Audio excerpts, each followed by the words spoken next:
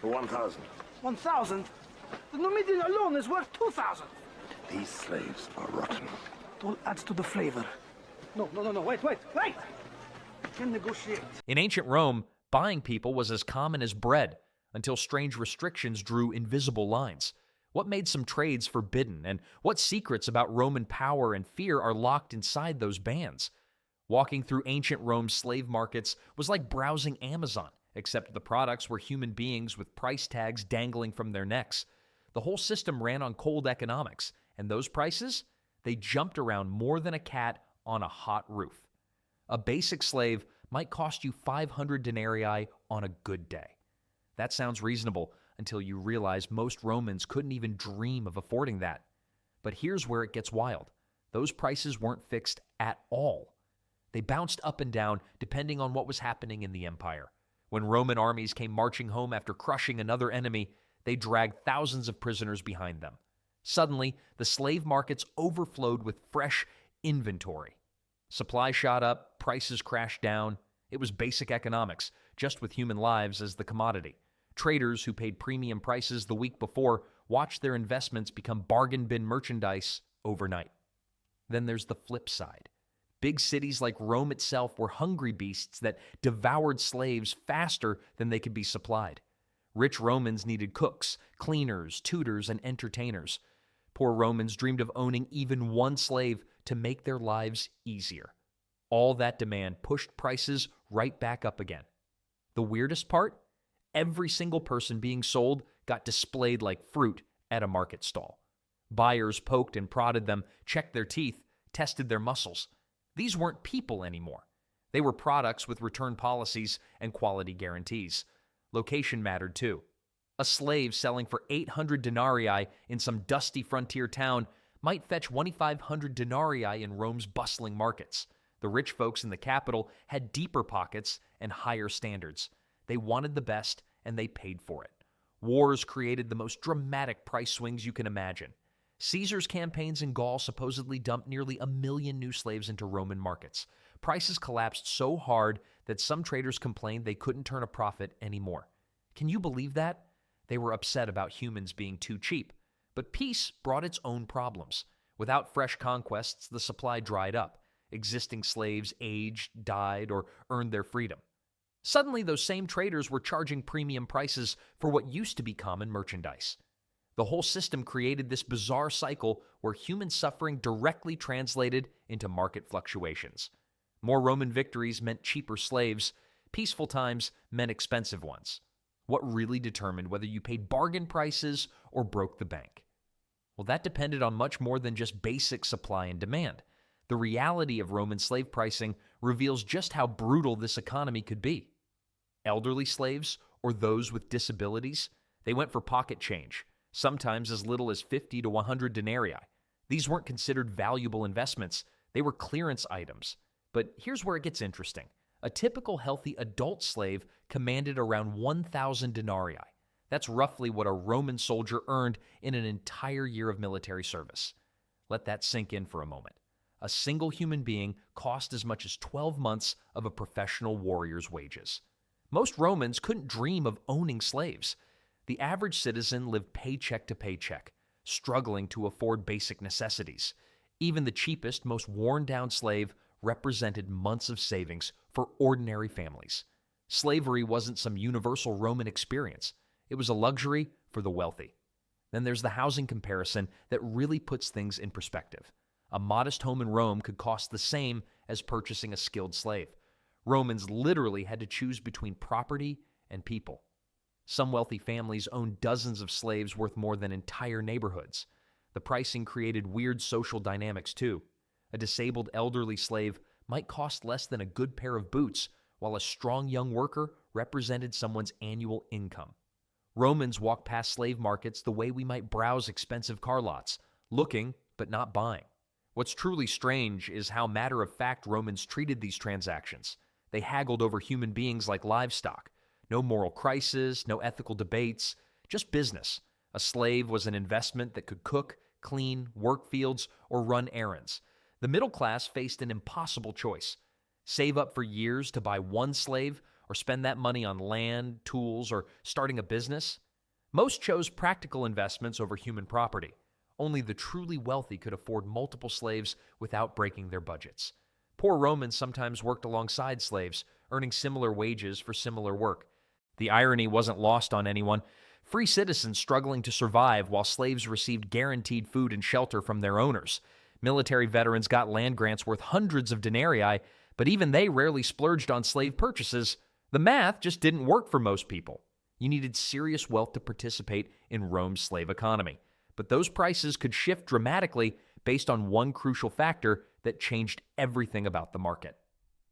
When Roman armies returned from major conquests, the entire pricing structure collapsed overnight. Now we're getting to the expensive stuff. Basic slaves were one thing, but Romans who wanted something special had to pay through the nose.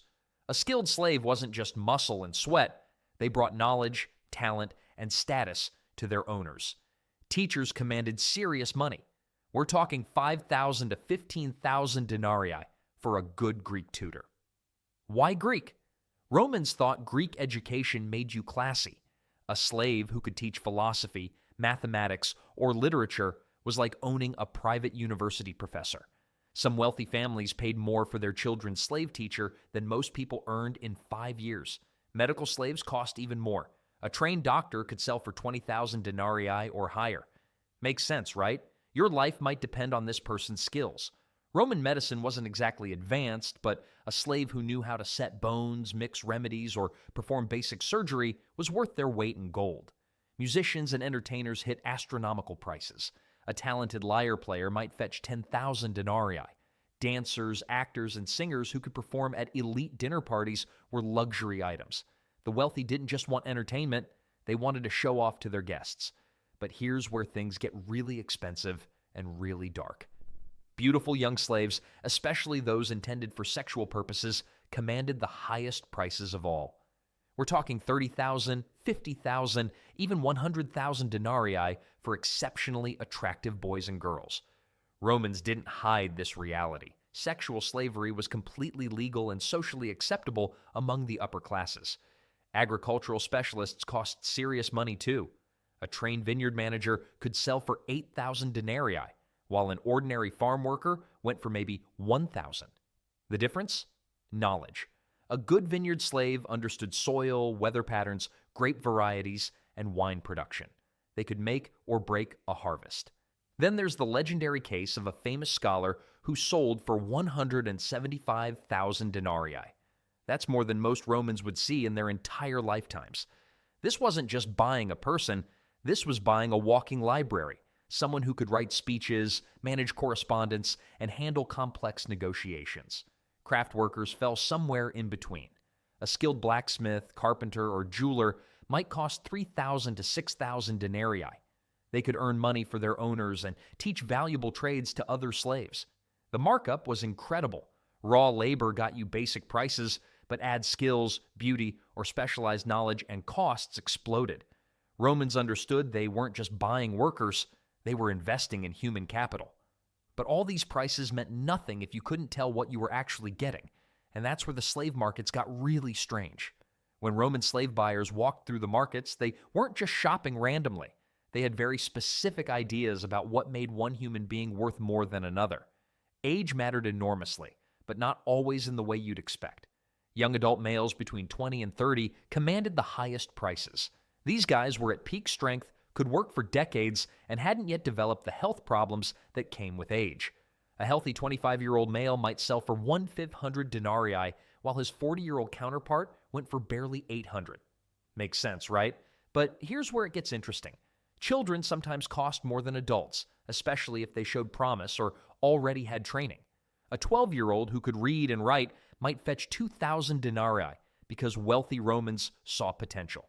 They could shape these kids exactly how they wanted. Plus, children would serve their masters for 50 years instead of 20. Then there's the gender factor, which gets pretty uncomfortable to discuss. Female slaves faced a brutal reality where their attractiveness directly determined their price tag. A beautiful young woman could cost twice as much as an equally skilled man. Roman buyers weren't subtle about their intentions either. They wanted women for household work, yes, but also for sexual availability. Women with specific talents commanded serious money too. A female slave trained in music, poetry, or even medicine could bring astronomical prices, but physical appearance always played a role in ways it rarely did for men. Unfair doesn't begin to cover it. Physical condition absolutely destroyed or boosted prices across all categories. Buyers examined every inch of a slave's body, looking for scars, missing teeth, or signs of disease. A limp could cut the price in half. Bad teeth? Forget about getting top dollar. Romans were buying what they considered investments, and nobody invests in damaged goods. Age worked differently for skilled versus unskilled slaves. An older craftsman with decades of experience might still bring excellent money, while an aging farm worker became nearly worthless. Experience counted, but only if your body could still deliver. The weird part is how Romans calculated these human prices so coldly. They'd compare slaves like livestock, debating whether youth or skill mattered more for their specific needs. A senator buying a personal secretary cared about intelligence.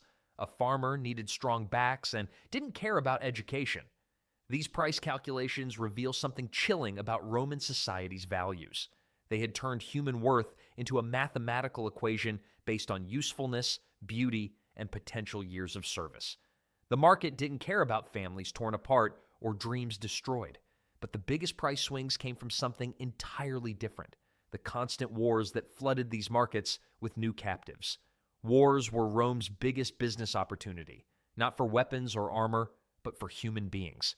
Every major Roman conquest turned into a massive slave clearance sale that would make modern Black Friday shoppers look tame.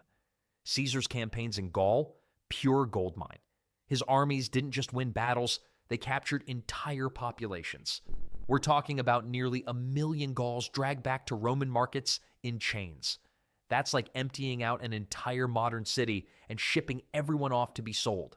The numbers are staggering, and they crashed slave prices faster than a stock market panic. Here's where it gets wild. Slave traders actually started complaining. Yeah, you heard that right. They were upset because business was too good. Prices dropped so low that dealers couldn't make decent profits anymore. A slave that might cost 2,000 denarii during peacetime suddenly sold for 200. It was economic chaos, but with human lives as the commodity. Then there's the logistics nightmare nobody talks about. Imagine managing supply chains for hundreds of thousands of people.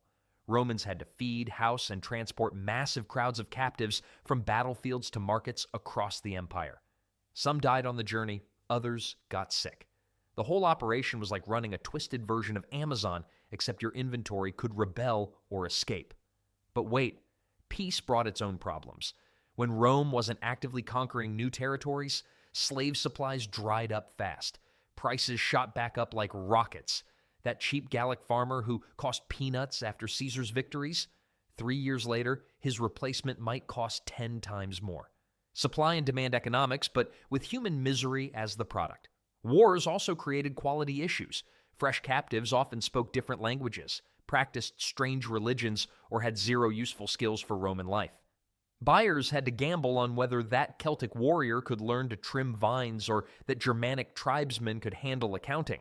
Sometimes they struck gold. Other times they got expensive problems. The really twisted part? Roman generals planned their campaigns partly around slave profits, military strategy mixed with business calculations about how many captives they could realistically handle. Victory meant glory, land, and a massive payday from selling the defeated population. Smart Roman investors actually tracked military campaigns like modern traders watch stock reports. Big victory in Spain? Time to buy cheap slaves. Long period without wars?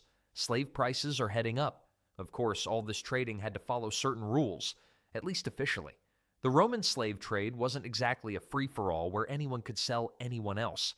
Romans had rules about this stuff, believe it or not. Well, some rules anyway. You couldn't just grab some random person off the street and drag them to market. Stealing freeborn people and selling them as slaves was strictly forbidden. Makes sense, right? Even Romans understood that turning citizens into property crossed a serious line. Traders caught doing this faced brutal punishments. We're talking heavy fines, exile, or worse. But here's where it gets tricky. Roman citizens were supposed to be completely protected from slavery. The law said no Roman could ever be sold into bondage, period. Yet somehow, desperate people found ways around this. Fathers drowning in debt sometimes sold their own children. Others sold themselves to avoid starvation. The system had cracks, and people fell through them. Then there's the matter of honesty in advertising. Slave dealers couldn't lie about their merchandise, at least not officially. Selling someone with hidden diseases was illegal. Buyers had rights too.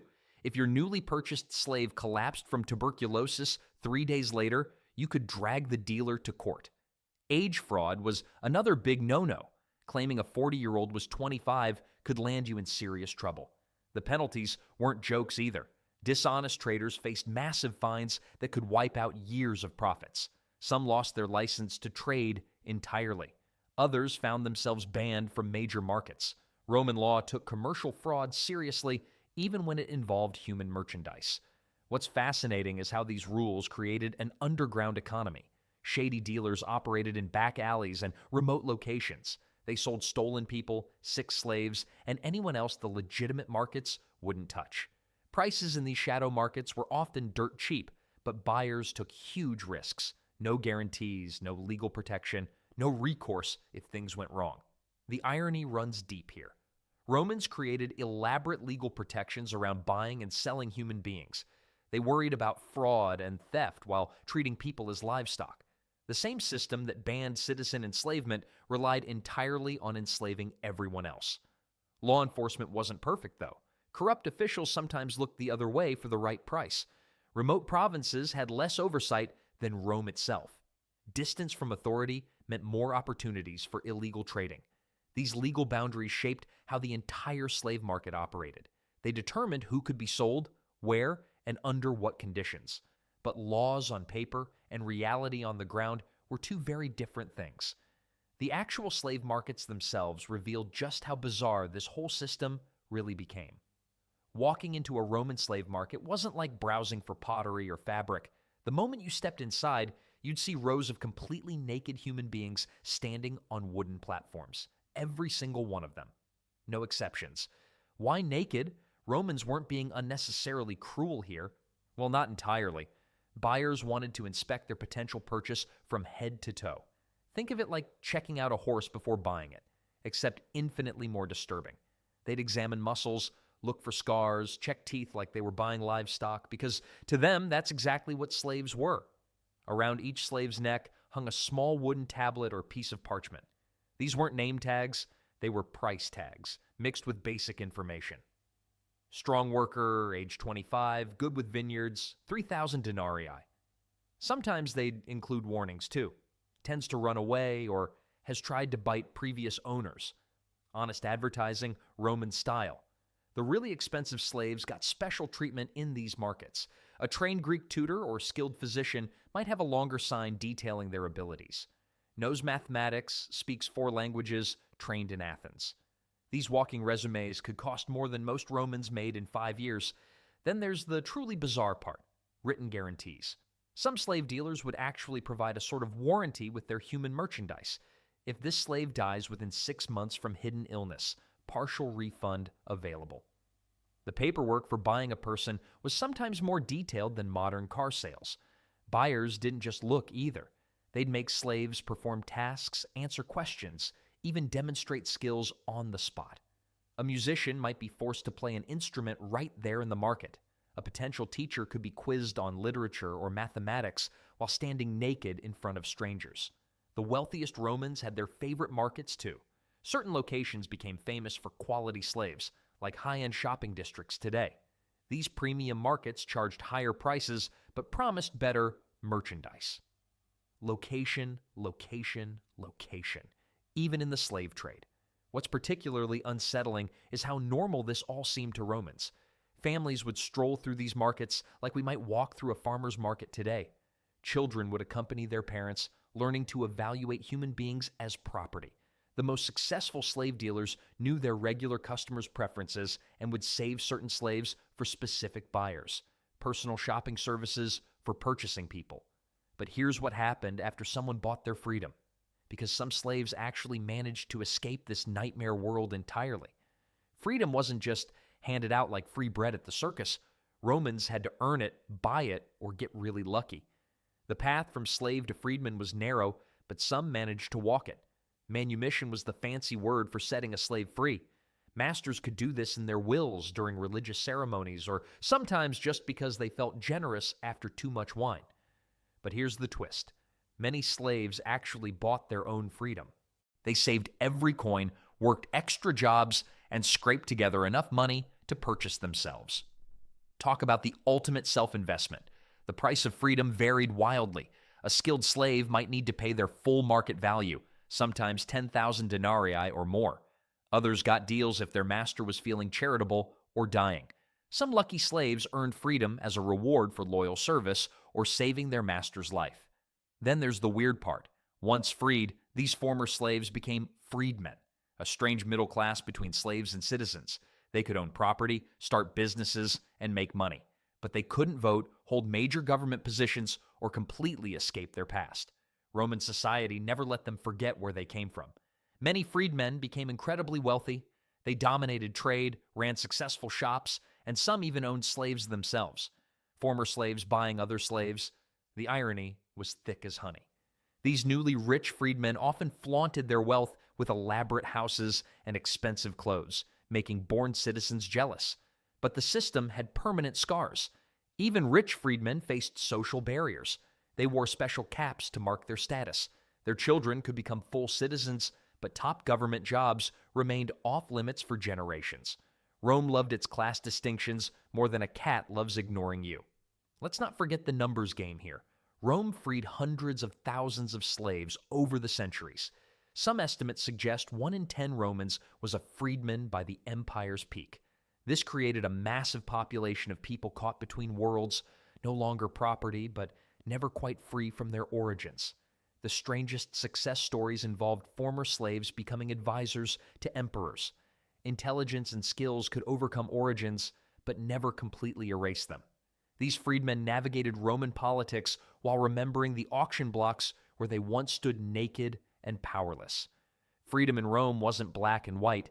It came in shades of gray with invisible chains that lasted lifetimes. Even when the price was paid and papers signed, true equality remained the one thing money couldn't buy. The Roman slave system shaped an empire built on human commerce.